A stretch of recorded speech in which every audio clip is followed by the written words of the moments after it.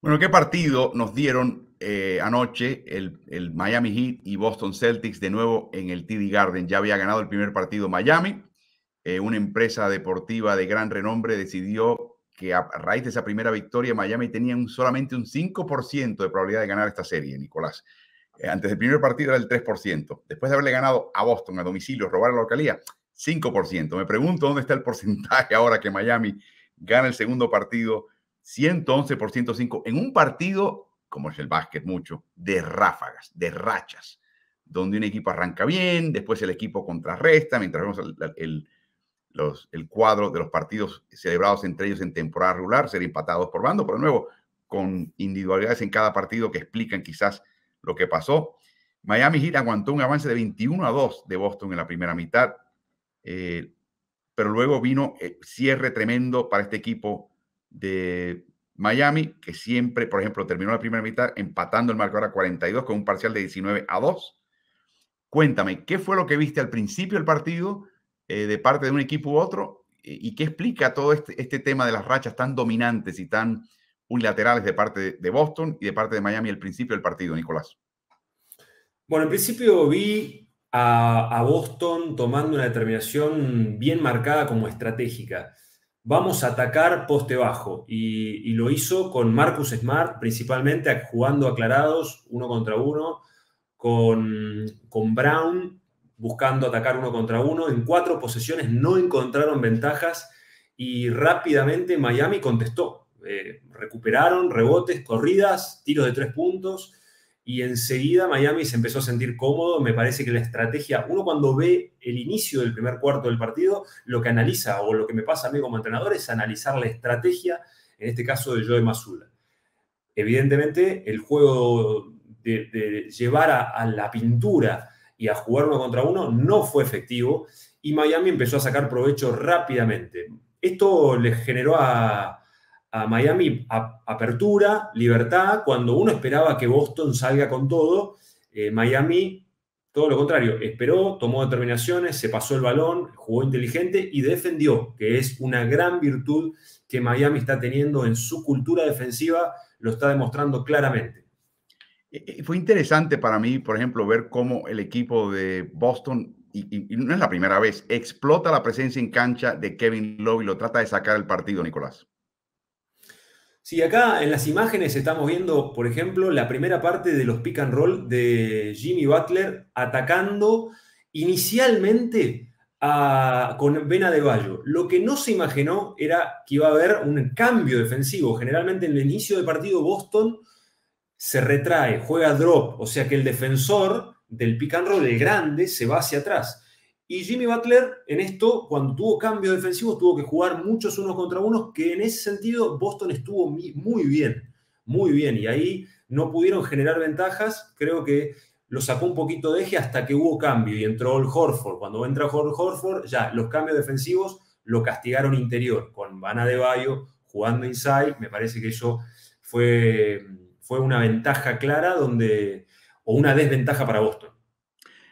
Mencionabas al principio la insistencia en llegar a la llave y tratar de conseguir puntos ahí, establecer ventajas y quizás meter en problemas de falta a Adebayo, que se está convirtiendo en un factor enorme en esta serie, en ambos costados de la cancha. Pero esa arma para mí tenía un filo que cortaba a Boston, y es que a Boston a veces le cuesta trabajo hacer lo mejor que hace, que es circular el balón. Y hubo mucho aclarado al principio de este partido. Le tomó tiempo a Boston entrar en el proceso de pasarse el balón, cosa que finalmente hicieron. Pero como que tratar de conseguir un objetivo hizo que cayeran en lo peor, Nicolás. Para mí Boston, el mejor Boston que vemos es el Boston triplero. El Boston que mueve el balón de lado a lado, de eje a eje. El Boston que lleva el balón adentro y lo saca afuera si está cerrado. Es el Boston que está siempre con alternativas. Y ese no fue el Boston que vimos en este partido contra Miami. Bueno, hay una particularidad defensiva de Miami que yo creo que lo están intentando inclusive, lo están fortaleciendo. Eric Spoelstra en esto estaba buscando elevar la intensidad defensiva con las reglas. A veces como entrenador vos podés tomar decisiones en las reglas defensivas que sean especulativas, como lo hace Spoelstra también con la zona, que después vamos a hablar de eso, o tomar decisiones que lleven a la intensidad. ¿Por qué digo esto? Porque también en el inicio del partido, Adebayo, que ya está jugando alrededor de los 38 minutos, anoche jugó 38 minutos, mostró esta intensidad a la hora de salir del pick and roll, de defender duro, de defender agresivo. Eso creo que Jason Tatum fue muy inteligente a la hora de repartir juego, porque atacó esa intensidad de Adebayo. Pensemos que Adebayo defiende al jugador que cortina a Tatum. Ahí salió y eso generó que haya muchos pases y rotación del balón. Como bien decís, Boston necesita convertir estos 15 triples. Ellos son el segundo de la liga detrás de Golden en triples convertidos. Ellos convierten 15 triples por partido y en ese básquetbol se sienten cómodos, cuando el balón fluye, cuando el balón se mueve. Y ahí es donde ellos empezaron a sentir a partir de la generación de Tatum, porque todos dicen, bueno, esperemos que Tatum haga 40. Bueno, no siempre puede, porque a veces tiene buenas defensas y porque las reglas defensivas no se lo permiten. Pero cuando él permite que el balón corra y los tiradores toman tiros a pie firme, es el momento donde Boston se siente más cómodo en el juego. Sí, mete 25, pero termina con una docena de asistencias, terminó con 8 en este partido, pues es negocio para el equipo de Boston.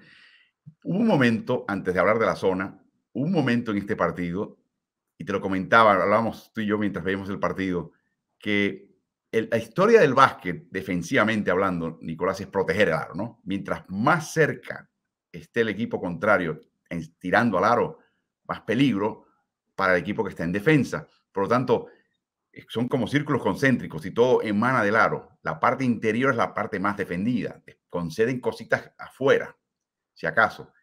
Por momentos en esta serie, la parte que se marcaba con mayor ahínco era el triple. Y de hecho, a raíz de eso, una cantidad de puertas traseras, particularmente Duncan Robinson, con 4 bandejas en este partido. Caleb Martin, que ya lleva tiempo haciéndolo ya por varias series en estos playoffs. Cuando te enfocas en el triple de Miami para eliminarlo como arma, Miami está empezando a aprender y a utilizar ya, pero como arma importante, ok, la puerta trasera, el corte al aro sin el balón, el tiro fácil. Y ahí es donde vino para mí Bam Adebayo, que termina este partido con unos 9 asistencias, una asistencia más y conseguía la triple escena. Era un Bam Adebayo armador, pero no el armador que se coloca de espalda al aro y hace un pase picado al que corta el aro. No, era un armador que estaba precisamente buscando y anticipando por diseño esos cortes al aro y puertas traseras, Nicolás. Sí, es otra variable que Miami está utilizando, ¿no? Porque Adebayo está jugando no solamente en el poste bajo, yo creo que lo tiene dominado mentalmente a Horford, que cuando Horford entra y juegan, Boston juega small ball con Horford de 5, digamos, y Adebayo cuando pasa esto y sale Williams, va al poste bajo y a partir de ahí genera. Ahora, cuando empiezan a haber ayudas defensivas, se le empieza a pasar, no solamente del poste bajo, como mencionabas, o el poste medio, sino de la línea de 3 puntos, porque juegan con cortinas indirectas, o sea, hay cortinas ciegas, puertas de atrás, y ellos se pasan muy bien el balón. Es un equipo que hace mucho tiempo, con los equipos de Spoelstra, son muy buenos en las acciones de mano en mano, como vemos en esa imagen. Acciones de mano en mano, puertas de atrás. Los cambios defensivos de Boston son ineficientes ante esa mano de mano, porque tiene que haber cambios defensivos y hay veces que alguno de los dos se duerme y ahí es donde Adebayo empieza a tener esa calidad en los pases. Pero hay todo un movimiento sistemático de Miami que es muy inteligente y que habla de un plan de juego concreto. Sale Williams, entra Horford al poste bajo. Jugamos de los mano en mano y de las puertas de atrás en otro momento del juego. Creo que hay un plan muy claro que puede ganar o puede perder, pero el plan de Miami está claro. Vamos a dejar de nuevo la zona para un tema subsiguiente. Quiero enfocarme en lo que pasó al comienzo de la segunda mitad. A la banca, Rob Williams, sale por él Derek White, que ha tenido una serie, unas playoffs de altos y bajos, pero generalmente altos. ¿Por qué lo hace Boston? ¿Por qué no Rob White? ¿Dónde está la indecisión acá de si vamos con un cuadro grande o con un cuadro chico? ¿Cómo ves ese aspecto de la toma de decisiones del equipo de Boston? Bueno, yo creo que Boston confía mucho en Horford y confía mucho en Marcus Smart, porque Marcus Smart le da el carácter. Marcus Smart me parece que que Boston necesita de él para generar esta fortaleza defensiva, para darle un tono de carácter al equipo en momentos críticos. Pero White ayer estuvo muy efectivo, iba 3 de 5 de 3 puntos, jugó pocos minutos, a mi criterio. Creo que obviamente Mazzulla conoce el equipo más que nadie, pero ayer White tuvo una participación muy positiva. Entonces, acá el tema es que cuando en las distintas alineaciones que está usando Boston, Horford le da espacio sin ser un tirador elite, como él quiere que lo llamen, ¿no? Porque ahí no, escuchaba el otro día un reportaje donde él risueñamente le pedía al periodista que lo llame tirador elite porque está tirando un 13% en los últimos 5 partidos de 3 puntos, va 22-3. Y ese no es el porcentaje de un tirador elite. Pero eso lo que sí implica es que Boston tenga otros espacios. Él abre la cancha, puede jugar en línea de 3 puntos y permite que Jason Tatum pueda atacar, que Brown puede atacar, pero evidentemente lo de White ayer fue algo particular, porque creo que hizo un muy buen partido, creo que es muy buena arma para atacar la zona también, que es una dificultad. Hoy para jugar, para ganarle la serie Boston a Miami, tiene que atravesar los momentos de la zona con suficiencia, tiene que sentirse cómodo y no sentirse que cuando viene la zona el lenguaje corporal de los jugadores de Boston es, vamos a tener un problema acá, tenemos que salir. ¿Qué hacemos? Acabo, qué dolor de cabeza. La zona, hablamos de la zona de Miami. Miami pone la zona por una especie de debilidad. O sea, surge típicamente cuando colocaban a Duncan Robinson en cancha. Y no queda otra. Y colocan esa zona que a veces es 2-3, a veces es 4-1. Es un poquito extraña y amorfa. Tiene sus propias reglas internas. Pero aquí lo importante, Nicolás, todo el mundo en la NBA sabe que es el equipo que más zona plantea en cuanto a jugadas y en cuanto a proporción de jugadas. O sea, guerra avisada. O sea, que llegue una serie contra Miami un equipo y no se prepara para la zona, como no lo hizo, por dicho sea de paso, Milwaukee, como por momentos dio trabajo a Nueva York, pero que le pase a Boston con todo el talento que tiene. La solución de ello fue pick and rolls justo a la izquierda del ala con Tatum para que él penetrase y de ahí viese qué opciones habían, si era el tiro a media distancia o un pase a alguien que cortaba y tratar de ir por detrás de la zona. Pero es increíble, para mí lo increíble de este partido y quizás la serie, es que sacan de cancha a Duncan Robinson y Miami retiene la zona. O sea, es la kriptonita de Boston, del equipo vestido de verde. Y no Yo creo pueden que descifrarla. Spoelstra, ¿Cómo lo viste? perdón, pero te iba a decir, yo creo que Spoelstra está haciendo un juego psicológico magnífico, porque la zona tiene esto aparte, que nosotros en el básquetbol FIBA se juega mucho más que en la NBA todavía los entrenadores son un poco reticentes a utilizarla, pero Spoelstra es un joven viejo lobo, ¿no? Porque está haciendo, a pesar de su juventud, tomando decisiones con espalda, está tomando determinaciones asumiendo riesgo.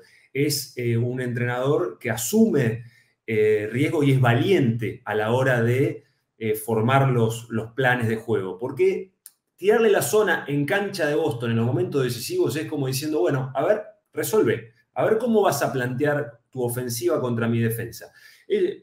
Spoelstra está planteando una defensa zonal que va de la 3-2 a la 2-3, o sea, el tope de la zona a veces va con 3 jugadores y quedan los corners abiertos sin tanta defensa, o va con 2-3, liberando muchos espacios en el eje de la cancha. Pero evidentemente Boston está incómodo porque toma tiros en los primeros 8 segundos sin un funcionamiento colectivo que les permita sentirse cómodo. Acá hay una cuestión de sensación, que hay muchas veces que cuando los equipos sienten que viene una zona del lado rival, del equipo rival, hay una suerte de incomodidad que es lo que está pasando con Boston. Y hay otras veces que cuando vos estás preparado realmente para jugar contra la zona, que atacar la zona y decir, bueno, llegó este momento lindo que estamos todos sabiendo colectivamente cómo vamos a funcionar. Eso a Boston todavía no le está sucediendo. Están incómodos. Juegan un pick and roll central, hacen un pase y un tiro. Por ahí una caída, pero no está todavía esa búsqueda clara de cómo atacarlo. Y en esto también hay que tener los jugadores particulares. Ayer el poste medio lo utilizaba Williams y no Horford, que es un mejor asistidor y que tiene más oficio con sus 36 años, para jugar contra él, y mucho básquet FIBA, inclusive.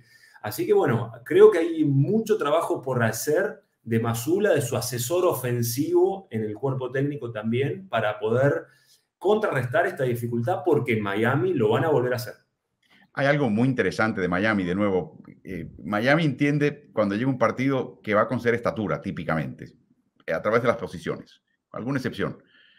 También sabe que cuando tiene que colocar la zona, una debilidad de la zona es que cuando el equipo contrario tira, no tienes un jugador contrario al lado para tú neutralizar y crear el cerco reboteador y evitar que tome el rebote. Generalmente el equipo que plantea zona defensivamente es vulnerable al rebote ofensivo.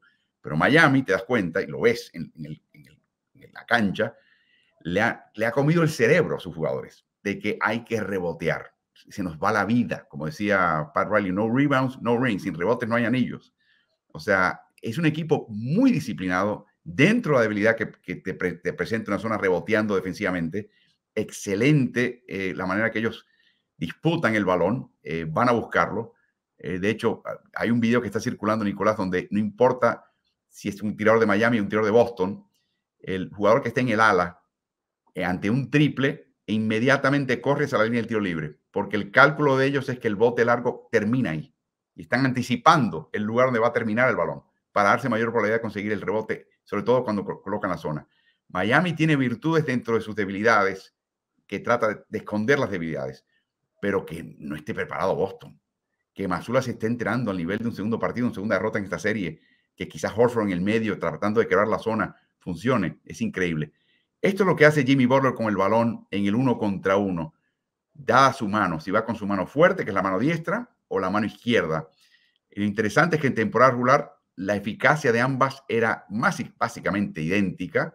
O sea, metía la misma cantidad de puntos por jugada, no importa si era mano izquierda o mano derecha, aunque había una preferencia clara en el costado del lado diestro, su lado fuerte. En los playoffs está utilizando mucho penetraciones por el centro, o sea, que no se decanta por un lado u otro, o sea, que las proporciones bajan, pero ha habido mayor diferencia en cuanto a la eficacia. Cuando va a la derecha es mucho más eficaz en playoffs que cuando va a la izquierda. Los equipos están tratando de enviarlos a la izquierda, pero sin éxito.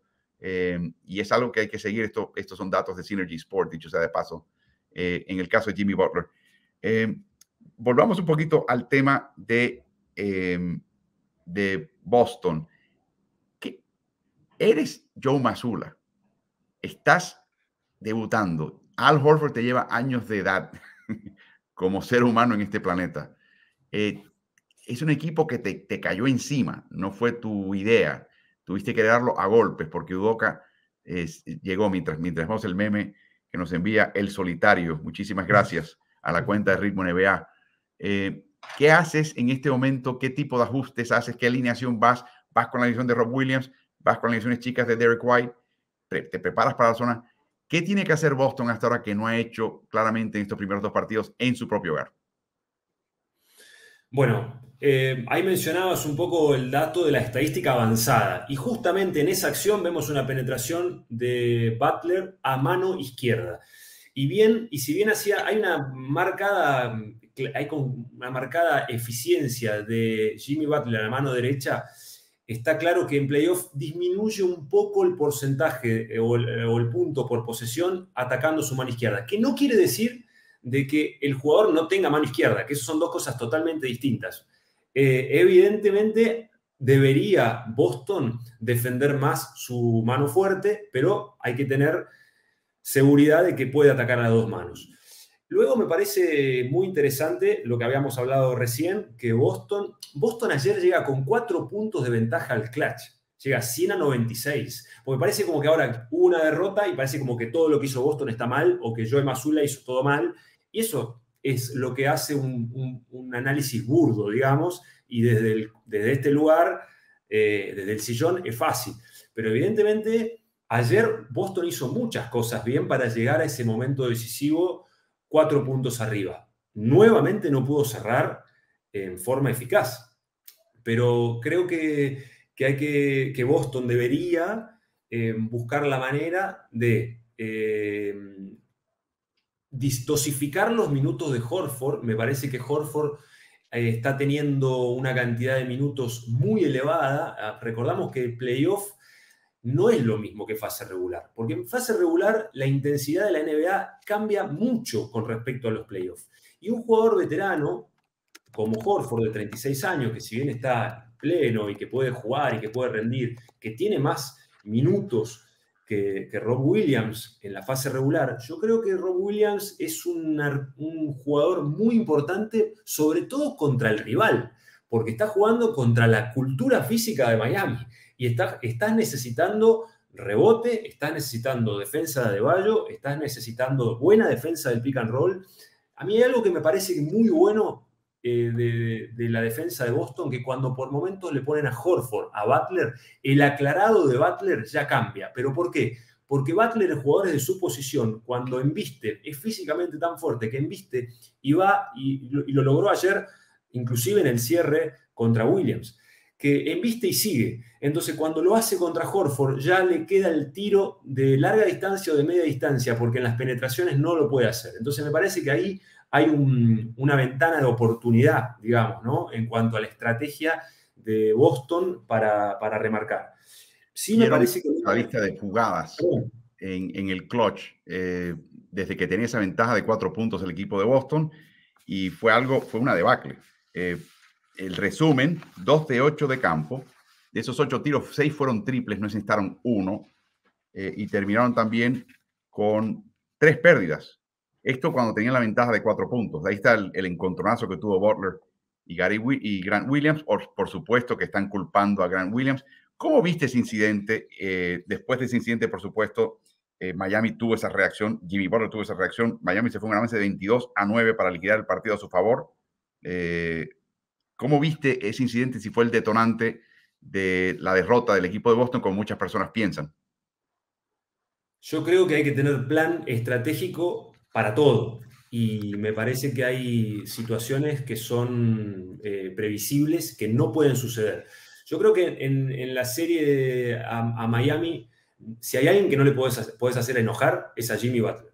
Porque sería lo mismo que hacer enojar a Michael Jordan, a Kobe Bryant, a jugadores que sacan un nivel de intensidad y agresividad y de enfoque superior cuando están enojados. Y me parece que fue una decisión errónea. Pero bueno, en la experiencia en la serie se va recorriendo.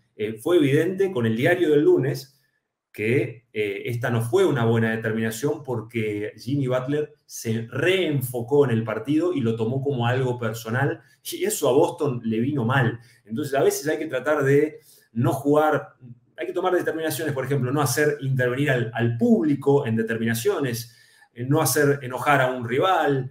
Hay que ser inteligentes y hay que tener planes de contingencia para todo. Y en eso, en estos momentos, uno no puede fallar. Para eso es la fase regular, para en el momento del playoff no fallar en situaciones que uno puede prever. No, y otro jugador que dejó muchísimo a deber fue Jaylen Brown, que sencillamente no se encontró en todo el partido. Nunca, siempre estaba un pasito lento, un momento lento, nunca se encontró. De hecho, cuando estuvo en cancha, Miami le sacó 24 puntos de ventaja a Boston. Por último, la gráfica clutch, la eficiencia neta, que son los puntos que anotas menos los puntos que recibes a través de 100 posesiones en el clutch de Boston. Este es un problema que no es solamente Mazzulla y este grupo, aunque el grupo que hereda Mazzulla es un grupo más maduro, ha jugado más playoffs, pero es un problema que se remonta a Brad Stevens, donde este equipo generalmente no define partidos, no es bueno en el clutch. Por otro lado, tienes a Miami, que este año terminó con una cantidad de victorias en partidos definidos en el clutch que fue récord, igualó un récord de la NBA de partidos ganados, reñidos, definidos en el cierre. Así que es algo que verdaderamente choca tremendamente de Boston. Por momentos ves errores de Mazzulla en el sentido de que, por ejemplo, en el primer partido no pidió ese minuto, dejó que pasara el tiempo. No es nuevo de Mazzulla, esto lo ha hecho antes. Es una mentalidad un poquito como la de Phil Jackson, ¿no? Las aguas van a tomar su nivel, mi equipo va a entender lo que tiene que hacer, que ellos descifren el camino, mejor les quito las muletas y que ellos vayan por su cuenta. Pero eso no fue el caso. Lo de Tatum fue increíble. En últimos cuartos, Tatum no metió una canasta. Sí, ha metido tiros libres, ha tenido asistencias, pero tiene más pérdidas que asistencias. ¿Y qué tal Brown? Brown ha metido un triple. Solamente uno de 3 tiros libres, 9 minutos en 2 últimos cuartos completos, o sea, 24 minutos, y también una cantidad elevada de pérdidas. Estos son los referentes de Boston en el momento más importante de esta serie, el último cuarto, que típicamente ha sido en esta serie reñido, donde Miami saca el perfil y saca su calidad. Y eso está a deber. Así que los Jays tienen que, más bien Jaylen Brown que Jason Tatum, pero ambos tienen que hacer un acto de conciencia, Nicolás, porque se espera mucho de ellos. Son las estrellas del equipo, todo el mundo los considera de esa manera. Están en el cuadro de honor de la liga y están jugando de esta manera contra el equipo de Miami tremendo. Último comentario. Lo de Miami es algo serio. Lo de Erik Spoelstra es algo serio. Este es el equipo que tiene una dureza mental tremenda y termina como Gustavo Barba, el resto del mundo, con una reacción que no se esperaban lo que está haciendo el equipo de Miami. No es nuevo de parte de Miami, no es nuevo de coach Spoelstra, pero creo que en estos playoffs están llegando a un nivel dentro de su cultura y su estilo de juego quizás insospechable, Nicolás. Como bien decís, no es nuevo. Y los equipos se preparan para este tipo de momentos. Spoelstra está totalmente enfocado, preparado, se lo nota con mucha solvencia en la conducción y en la toma de determinaciones. Y evidentemente en Boston hay una cuestión de inexperiencia, que hay que decirlo, porque más allá de la eficiencia que uno puede tener siendo inclusive inexperto, a veces se puede ser eficiente. Es más complejo, pero Spoelstra está poniendo toda su jerarquía, su experiencia, sus anillos en la toma de decisiones y evidentemente está tomando riesgos que ayudan a lo colectivo. Porque si vos comparás los equipos en cuanto al talento, para mí Boston tiene más talento en cuanto a recursos, a posibilidades, pero colectivamente y en cuanto a la faceta mental, que en los playoffs son determinantes, Miami está ganando la serie psicológica, la serie física y la serie psicológica. Entonces, me parece que Spoelstra ha llevado toda la fase regular, inclusive Miami salió octavo en la fase regular, pero eso a veces es la etapa de la construcción para llegar a estas instancias sanos, con un buen, también que hay algo que decir, el manejo de las cargas. Recordemos que Jimmy Butler no estaba en su plenitud física y que se tomaron decisiones con riesgo para que llegue a este momento así, porque su tobillo no estaba del todo bien en la serie anterior y hubo partidos donde dijeron, bueno, lo vamos a cuidar, inclusive perdiendo. Y esas son las determinaciones en las que yo digo que ahí pesa la experiencia y pesa el tener la capacidad de sobrellevar inclusive la derrota con solvencia, con seguridad. La valentía que tuvieron en el penúltimo partido de Milwaukee cuando le daban la orden a Adebayo, a Butler y a Love que cometieran la sexta falta, porque la única manera que contrarrestaban la ventaja que en ese momento tenía Milwaukee para forzar la prórroga y para forzar la victoria era colocando a los malos tiradores de Milwaukee en la línea del tiro libre para cortar con falta y darse la oportunidad de ganar. Esa valentía es algo que ya lo estamos viendo claramente. Tienes múltiples opciones, algunas, y tienes opciones de riesgo y recompensa. Tiene agallas, tiene, como mencionabas anoche, tiene espaldas este señor Spoelstra para intentar lo atrevido. Y el efecto final es que le está sacando de casillas a Boston. Boston tiene que enfocarse ahora. Hay cosas muy puntuales que puede hacer, hemos mencionado varias. Número uno, tiene que empezar a descifrar la zona. Ni hablar. Eso para empezar. Tienen que entender un poquito el papel cambiante de Adebayo. Lo metieron en 5 faltas personales, pero no pudieron sacarlo del partido. Tienen que empezar a tratar de buscar eso, que intentaron al principio del segundo partido, pero no pudieron lograr. Así que hay cosas que puede hacer Boston. Tienen que circular el balón, tienen que jugar mucho mejor en conjunto. La transición defensiva a veces falla contra Miami, eso es imperdonable. No le puedes dar puntos fáciles a Miami. Si Miami te está tratando de mentalmente triturar, tritura a Miami, no dándole absolutamente nada fácil, nada de contragolpe, nada de pase largo de Kevin Love, nada de bandeja, imposible. Boston tiene los elementos para hacerlo, veremos si es capaz de lograrlo. Esta serie está muy buena, Boston, lejos de estar liquidado en la serie, tiene que responder en grande con 2 partidos ahora en Miami.